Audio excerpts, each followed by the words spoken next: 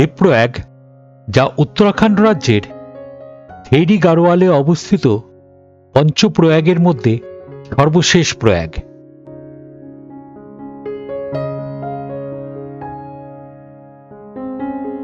সংস্কৃতে দেবপ্রয়াগ কথাটির মানে হল ঈশ্বরীয় সঙ্গম।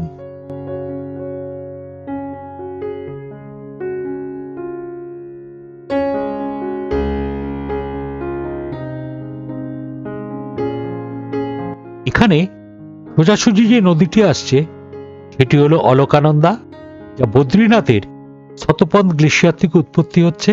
আর বাদিক দিয়ে যে নদীটি আসছে এটি হলো ভাগীরথী, যা গঙ্গোত্রীর গোমুখ গ্লেশিয়ার থেকে উৎপত্তি হয়ে এই স্থানে মিলিত হয়ে পবিত্র মা গঙ্গা গঠন করছে।